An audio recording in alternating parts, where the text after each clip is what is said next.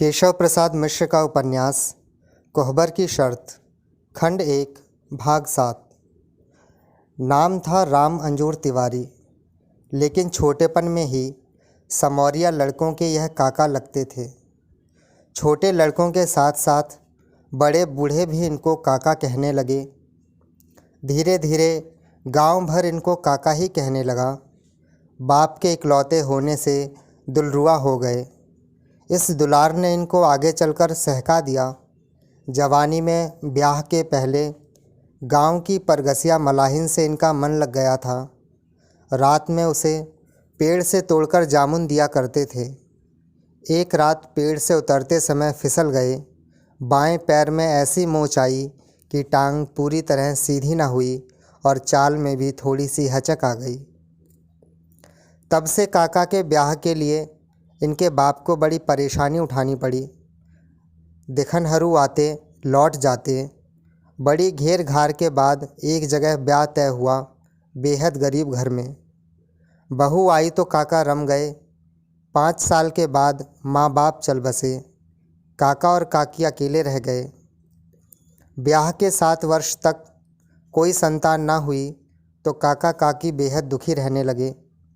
सबसे निकट के थे चंदन और ओमकार। काका को लोगों ने सुझाया कि इतने निकट के टूअर बच्चों के रहते घर क्यों सूना रखती हो। बात सूझ गई। काकी ने चंदन ओमकार को अपने घर में कर लिया। तब चंदन 9 वर्ष का था, ओमकार 14 का।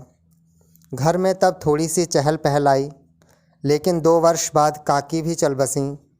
काका और भी उदासी तथा अकेलापन महसूस करने लगे। किंतु चंदन ओमकार दोनों भाई स्वभाव से इतने मधुर थे कि काका का मन उखड़ न पाया। इन्हीं के साथ ये बझ गए। रूपा आई तो उसने हफ्ते भर के भीतर ही बहुरिया का बाना उतार दिया। घर को लीप पोत, इधर उधर फैली हुई चीज़ों को सरिहा दिया। भंडार घर में माटी के पड़े हुए बहुत से बेकार कूड़े, भांडे और हांडियाँ बाहर फेंक दी। घर का अनाज पानी तथा पर पवनी की लेन देन महीने भर के भीतर समझ गई। गृहस्थी में राह दिखाने वाली कोई बूढ़ी औरत तो थी नहीं, किंतु महीने भर के भीतर सारी गृहस्थी उसने कब्जे में कर ली। काका, ओमकार और चंदन के मन में उल्लास समा गया, किंतु अब काका के बेपरवाही से घर में आने में रोक लग गई। देहरी पर आते ही उन्हें खांस बोल लेना पड़ता। भोजन के समय चौके में बैठते ही ढंग से परसी हुई थाली आ जाती। जलपान के समय जलपान, नए नए व्यंजन और नई नई खाने की चीज़ें मिलने से भोजन की रुचि बदलने लगी। तीनों मर्दों की दिनचर्या ही बदल गई। सभी तनमन से खेती में जुटे। काका खंड में माल गोरू संभालने लगे। चंदन और ओमकार खेती में जुटे।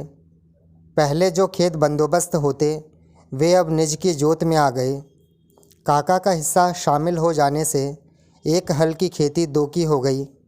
बाहर ओमकार और चंदन ने और भीतर रूपा ने वर्षों से इस उजड़ी वीरान गृहस्थी को नए सिरे से बसाकर हरा भरा कर दिया। एक बढ़िया गाय और 2 बैल द्वार पर बंध गए। काका को इधर उधर घूमने की फुर्सत कम मिलने लगी तो भीतर से कुछ व्यग्र रहने लगे, किंतु घर की व्यवस्था के सुख ने उन्हें भटकने न दिया। नियम से सवेरे, दोपहर और रात को जलपान और भोजन को आते। देर होने पर कभी कभी भीतर से रूपा भी टोक देती, इसलिए काका डरते रहते। एक दिन बाहर से दतवन करने घर चले आए। घर के पीछे कुएं की जगत पर दतवन करने बैठ गए। सवेरे पानी भरने वाली भीड़ का झोंका तो पतरा गया था, लेकिन जगत भीगकर चारों ओर से पिचपिचा गई थी। कुएं पर रमकलिया की विधवा महतारी पानी भर रही थी। उसकी ओर मुँह करके जगत की कोर पर बैठते हुए काका बोले, कहो रामकली की महतारी। काहे तिवारी जी? रामकरीन कुछ शंकित हो दबे स्वर में बोली, 45-50 की अवस्था हुई, इतना जांगर अब किसके लिए पीटती है? जांगर में जोर है तो सभी पूछते हैं पंडित जी, देह ना चले तो पेट कैसे भरे? बेटी दामाद को अपने ही पास क्यों नहीं रख लेती? मांग में सेनूर पड़ जाने के बाद बेटी पर कौन जोर रहता है तिवारी जी?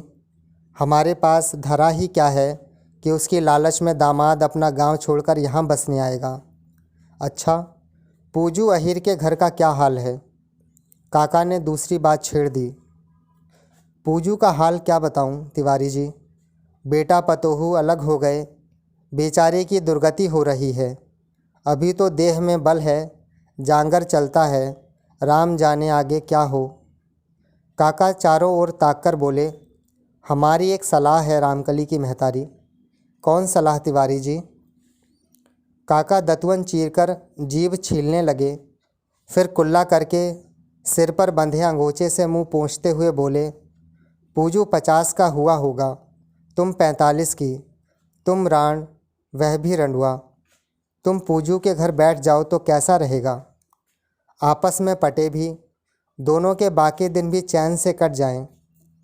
काका की बात पूरी भी ना हो पाई थी कि कहारिन गरज पड़ी, ए लंगड़ू, इसी नीयत से तुम्हारी मेहरारू मर गई, औलाद का मुंह तक देखने को नहीं मिला। जैसे अपने धर्म की चिंता नहीं, वैसे दूसरे का भी धर्म लेना चाहते हो। इसमें बिगड़ने की क्या बात है? मेरी बात तो सुनो। खबरदार, आगे बोले तो इसी डोल से तुम्हारा कपार फोड़ दूंगी। कहारिन का गरजना सुनकर भीड़ जुटने लगी तो लोटा डोर उठाकर काका धीरे से वहाँ से जामुन वाली परती की ओर खिसक गए।